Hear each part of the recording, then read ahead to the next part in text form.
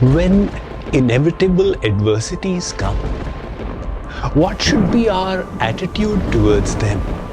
To take advantage and grow in the face of difficulties. Is it possible to remain happy even when circumstances turn so negative?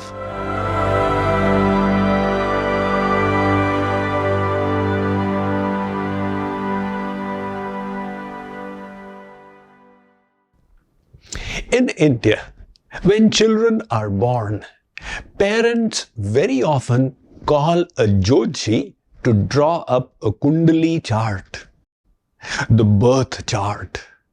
Now let us say that the birth chart drawn for one child goes like this.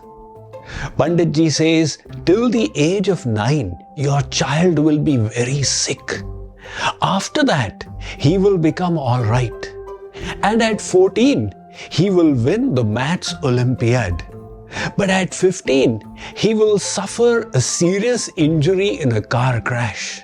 And then at 18, he will enter the IIT. And at 23, he will fall in love with somebody outside his religion, and the marriage will cause you great distress. But at 25, he will launch a successful startup. And at 31, he will have marital problems resulting in a divorce. And at 40, his business will crash. But at 42, he'll become the CTO of a multinational corporation. Now look how this child's destiny is going up, down, up, down, up, down. If the parents had their way, what would they do? They would remove all the negatives in their child's future. But what they don't realize is that by doing so, they would be crippling the growth of their child. At the Kellogg Business School, studies were done of graduates from their MBA program. And it was seen that those graduates who suffered professional reversals early on in their career, if they sustained a positive attitude and continued with enthusiasm, they achieved far greater success later on in their lives, in comparison to those who had to face no hardships in the beginning. This is the concept of post-traumatic growth. And what is that?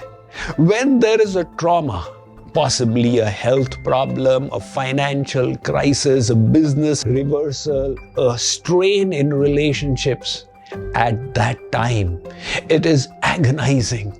It sometimes seems that the whole world is getting turned over. But if we continue with positivity, as a result of it, we grow to become better people. So let us remember that success and failure are both just nodes in this journey of life. And they will both keep coming at regular frequencies. We must learn the art of taking them both in our stride. Take inspiration from this legendary figure who at the age of 23 went bankrupt in his business.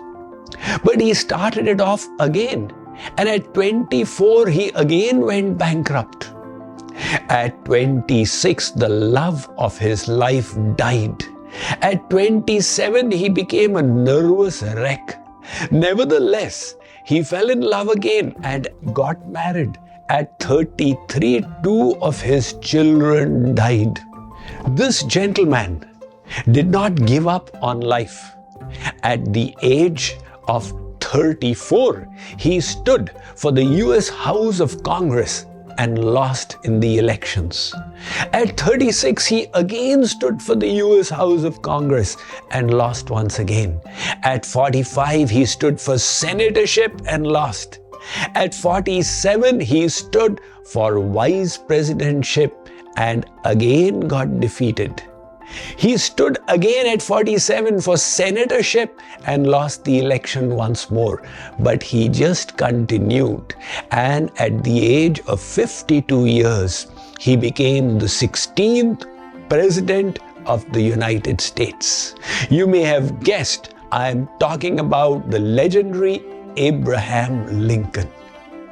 His career was so checkered that it captured the fancy of billions of people, and over 18,000 books have been written about him. So what does this reveal about failure in lives?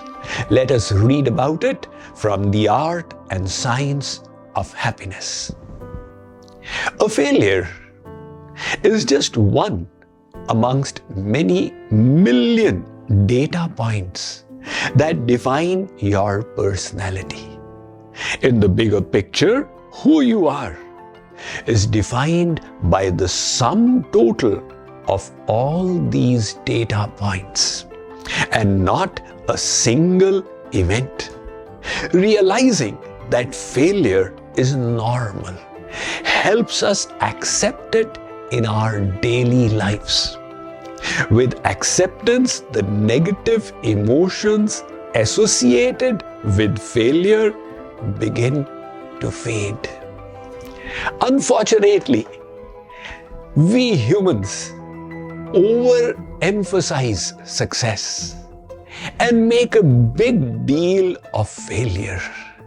But truly, those who succeed in the journey of life are those who have learned to take both in their stride. And in this matter, let me give you the example of a very ordinary lady who turned into an entrepreneur and launched a highly successful enterprise at the age of 77, only to help and support her grandchild. This lady is Urmila Jamnaban Asher, the founder of Gujjuban Na Nashta. Can you imagine, when she was 2 years old, she lost her father? As a married lady, she lost her 2-year-old daughter, and many years later, one of her sons died to cancer and the other died to heart attack.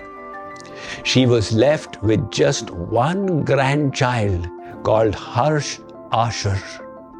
When COVID struck, Harsh's business started faltering, and alongside he met with an accident in which his lower lip got cut, and that made him look ugly, leading to self-esteem problems. He started just staying at home and not taking care of his business. Urmila Ben advised him, "Look, I lost 3 children and yet I am smiling in life. You have given up just because you've lost one lip. I will help you." So together they developed this idea of cooking homemade, healthful foods for people. And it spread like wildfire until they began earning lakhs of rupees from their humble venture, to the extent that Urmila Ben became a TEDx speaker. And the message she gave was the one we wish to imbibe today. Adversities are mere nodal points in your life. Do not make a big deal of them. Take them in your stride. Derive the learning you can from them. And remember, you can be happy even in the midst of adversities. How? We will discuss in the next episode.